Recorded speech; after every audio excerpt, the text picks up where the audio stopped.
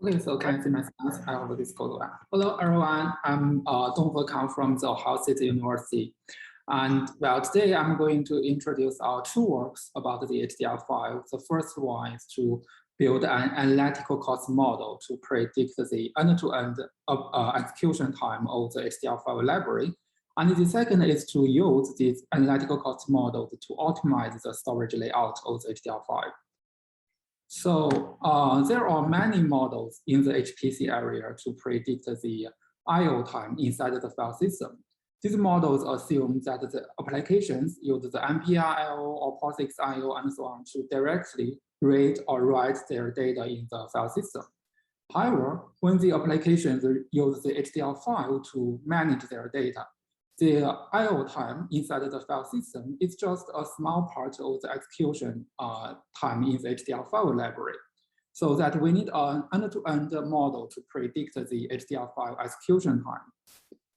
And we have many experiments to show that the I/O time is just a small part of the execution time. Here is just one example, saying we have one dataset, two-dimensional array from the neuroscience area, which had 36 million rows and 64 columns and stored in as many chunks in the disk. So one simple operation is to load the chunked disk array into in-memory to a serial buffer. Right? This is a quite simple operation. And we want to break down the execution time of the HDF5.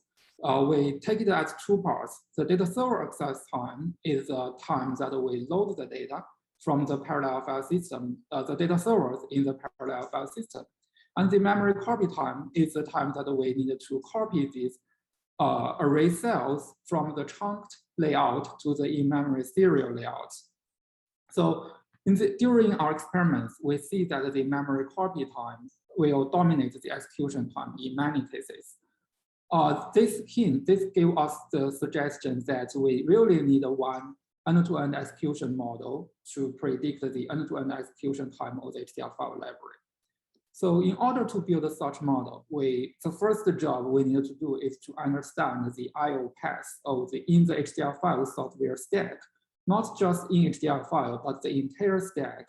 So this is a read path. I mean, given the selects the region in one HDF5 I/O request and the output buffer. So we need first to locate these chunks covered by the selection region and wants to process these chunks one by one. When we want to read one chunk from the HDF5, we basically need first to check if the chunk is already in the cache, could be in the HDF5 library cache, could be in the operating system cache or the file system cache and so on.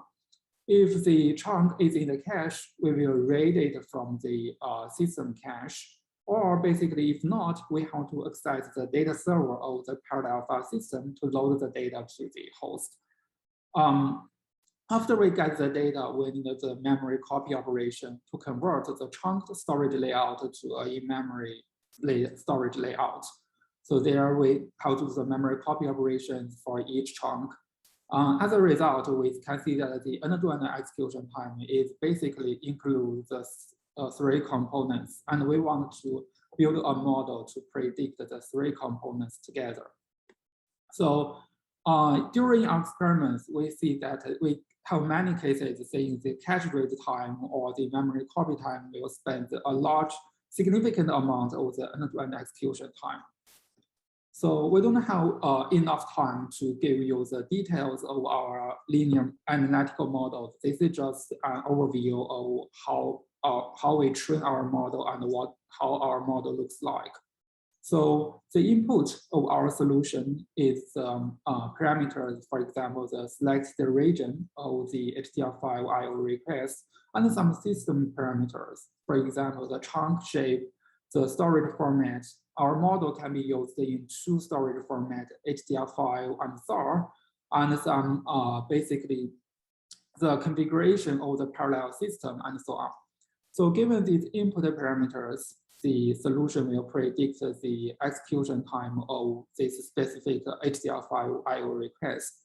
So the solution contains three components. The cache state is just a simulator to decide whether one chunk is currently in the cache or not, given the limited cache size and a sequence of the past HDF5 IO requests. And the variable calculation components will derive some basic variables.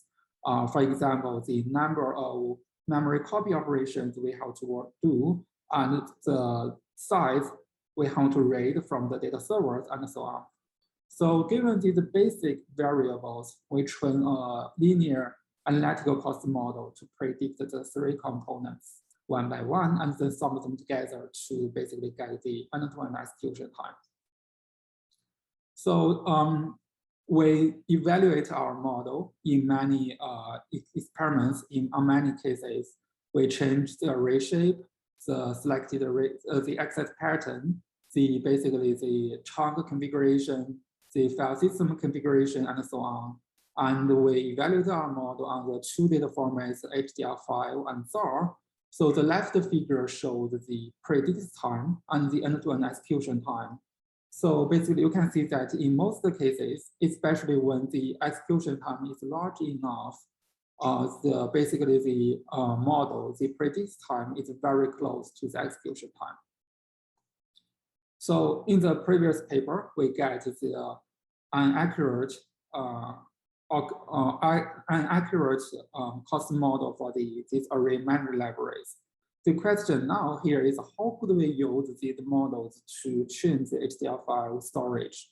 So in the previous work, we see that the IO may not dominate the execution time for large arrays.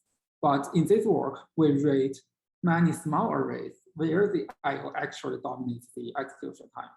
So there are many applications which generates or rate many small arrays. Here we will show two of these applications. The first one is the supernova detection here. So we have a large image of the sky, and we wanted to see if this image has many supernovas. So we first need to segment the large image into many, many small images, 21 cross 21 pixels, and store each small image separately. So each small image could be one HDF5 data file, or it could be one HDF5 data site. And then we run the convolutional neural network over these small images to detect whether one small image has a supernova or not. As a result, the convolutional neural network will read many, many small images. The second application is the vertex prediction. So we simulate a flow, a two-dimensional flow in many timestamps. So in each timestamp, we will have a large two-dimensional array. And then we run some algorithm to identify these vertices inside each timestamp. So here we use one black box to represent one vertex. And we store one vertex as one small array. And then we want to pair these black boxes across different timestamps. For example, here we can see that V1 and V2 should represent the same object, but just in different timestamps. So we run the 3D query over the X, Y, and basically the timestamp, the 3 dimensions, to pair these vertices. As a result, the 3D query has to read many, many small vertices, where each vertex is around a few kilobytes. When we actually run these applications on the heterogeneous file system or on the parallel file system, we see that the computation only spends a very small part of the end-to-end execution time.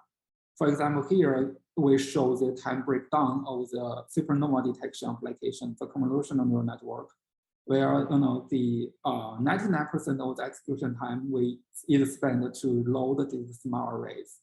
Why this happens? This is because these applications use the array management libraries, not only HDF5, but could be ZAR, could be TileDB, and so on. These array management libraries will read one small array in one IO request. As a result, the underlying parallel or distributed file system have to deal with many, many small IO requests, which is not efficient for these types of file systems.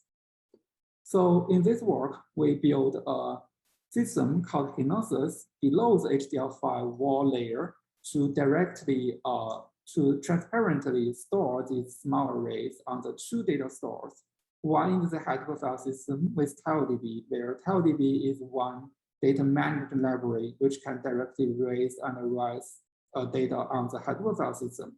And the other data store is a Redis, an in-memory key value data store, which has much higher throughput than the hardware file system. So our system has 3 goals. The first goal is how could we transparently store these small arrays on the 2 data stores. The second is how could we accelerate these small I/O requests on the 2 data stores.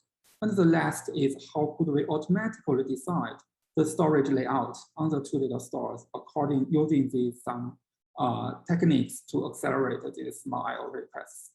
So as for the first goal, we basically, you take the Kenosis as one wall driver. So when the I/O request comes into the HDF5, the wall layer forwarded to the Kenosis, and Kenosis will read the data from the corresponding data store using their API, and then forward the data back to the application.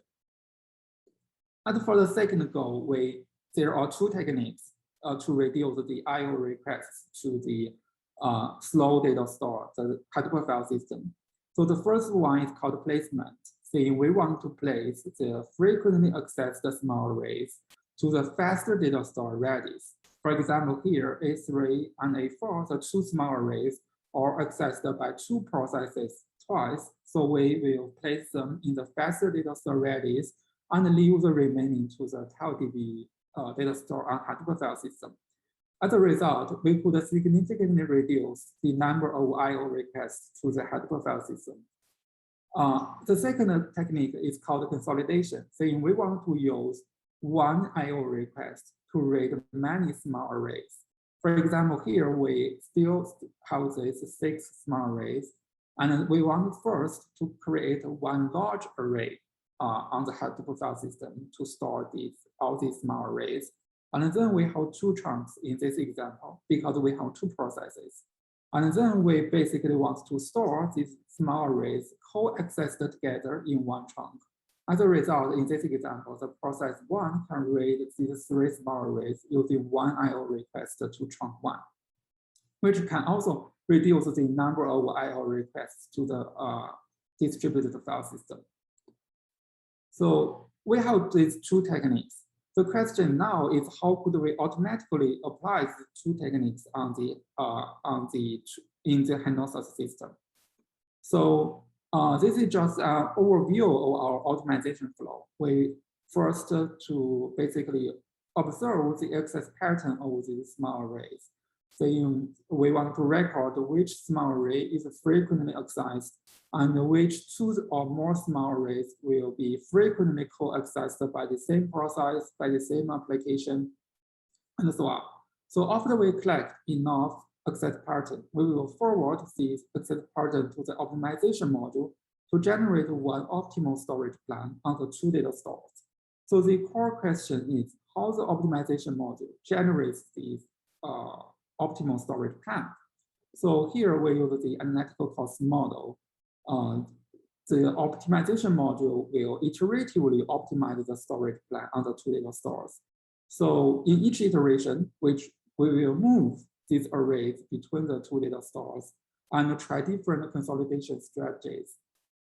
So we generate one storage plan in each timestamp, and then we predict the execution time of the on this storage plan and see if it will benefit the new storage plan or not. If the predicted execution time doesn't change for enough timestamps, iterations, we will basically just return this storage plan and the final storage plan. So if you want to know more details of this optimization algorithm, you can read our published paper. This is the summary of summary of our experiments about the consolidation and the placement using the vertex prediction application. So the leftmost bar is the execution time. We read directly from many small arrays from the hardware file system. It's very slow because the hardware file system is not good at basically dealing with these small I/O requests. After with the consolidation, we use fewer I/O requests to the hardware file system to read these small arrays so that it will be much faster than reading these small arrays. And with the placements, now we can basically place the hot arrays, which are frequently accessed, and these arrays, which are frequently co-accessed with these hot arrays in the Redis data store. So we will read fewer data from the headable file system. So now let's briefly conclude these two works. In the first work, we see that the reading from cache or the memory copy operation can dominate the execution time for the large arrays. So basically, we will need to build an analytical cost model to cover the entire I/O path of the HDF5. And then we found that the reading, when we read the small arrays, the I/O time will dominate the execution time. So we build a wall driver can transparently forward the request to two data stores, and also use the placement and consolidation strategy, and then use the analytical cost model to decide how could we use these two techniques automatically. So that's all. And if you have any questions, I'm ready to answer that. Thank you, Donghe. Nice talk about how to make work on this optimization. Any questions for Donghe? So one question is, what is the status of the software that you developed, the Genesis with wall connectors to Redis and TalDB? So currently, we basically we use this work was done quite a few years ago. I think it's done in the 2019. Okay. 2019. So basically, at that time the wall driver is not officially released. So it's just the version is 1.11, I think. So the HDF5 version. So after that we didn't update the wall driver now. So it's still the old version. I know that many APIs changes, but this is just a demo or prototype for our optimization algorithm. So basically, we didn't update it until after we published this paper. Okay. Yeah. I mean, if you have any plans to update it, go for 113 than 112. Okay. 113 has kind of wall 2.0 or 3.0 now API. Okay. And please register wall connector with us, so people will be aware of it. Even if it's in prototype, but if it has good functionality, at least you'll get feedback, people will be able to try it, so on. Okay, cool, that's great. Thank you.